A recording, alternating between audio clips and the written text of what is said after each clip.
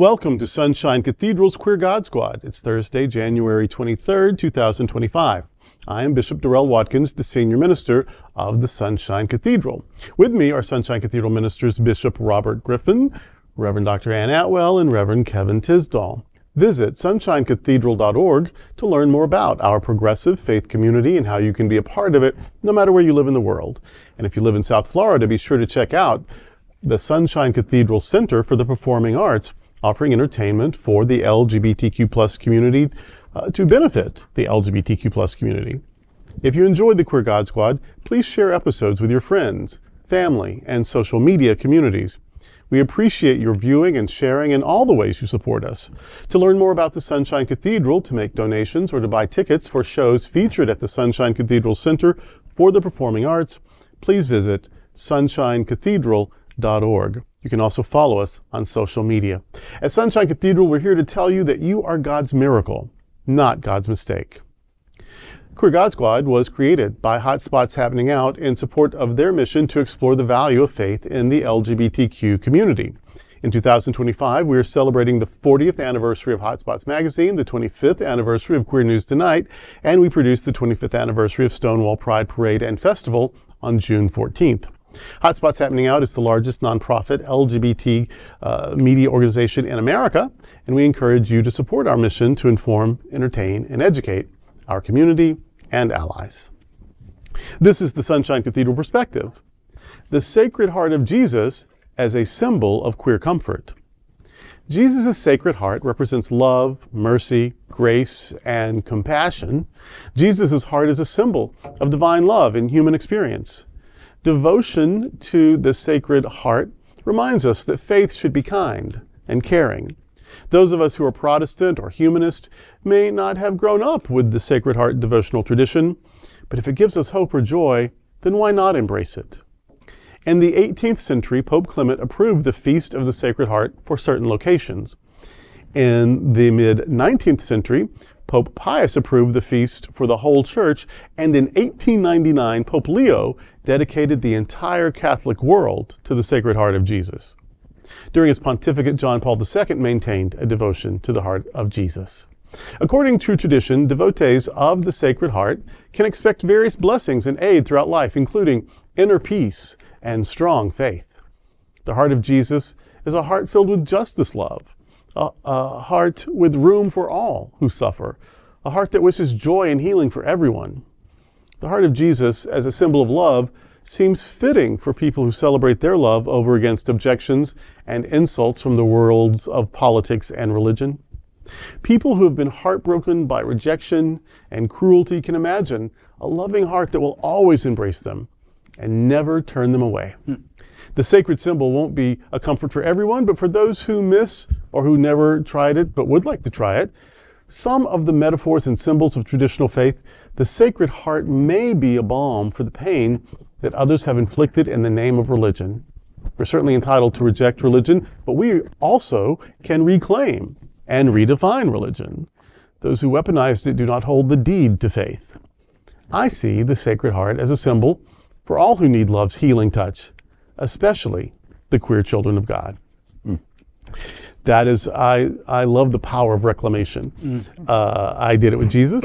I've done it with some of the symbols of my childhood, like the Sacred Heart, like the Blessed Mother. I reclaimed the word queer. I did that early in life. Once I was exposed to the sort of the seditious nature of it, the healing of it. There are queer studies, there are queer movements. It was just so enlivening to me.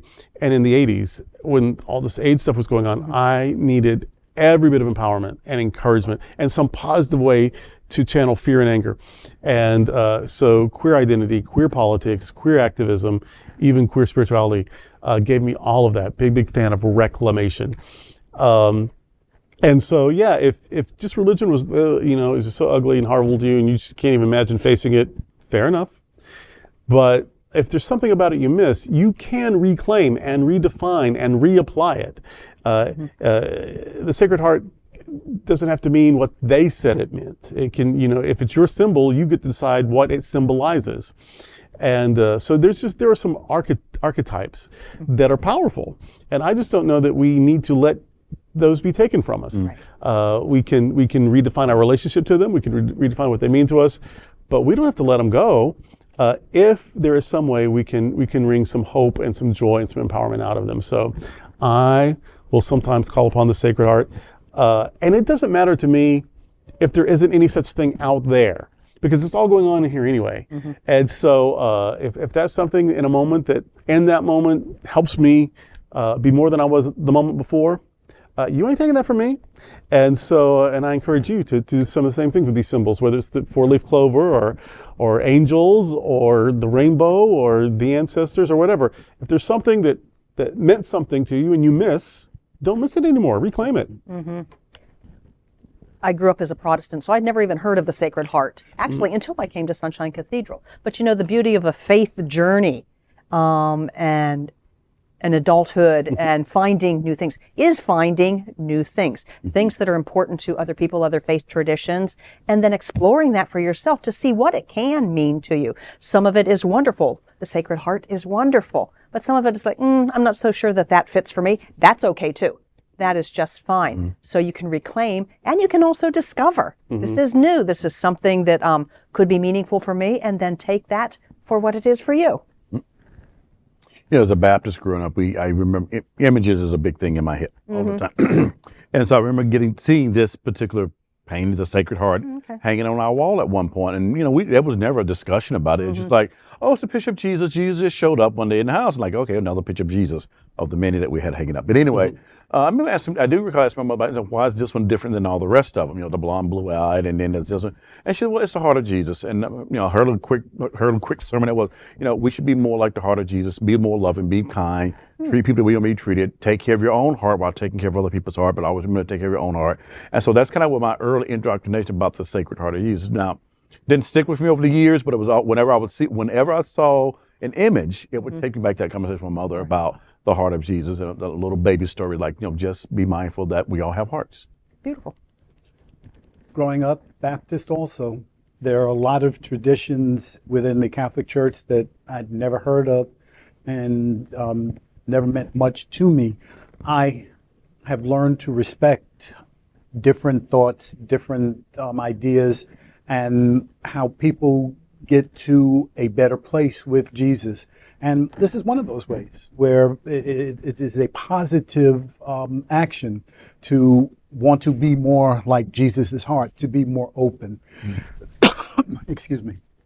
So anything that allows us to be more open to the possibilities of good, that's something that I can easily embrace, and hope that others can do so also. All right. Well, that's today with the Queer God Squad.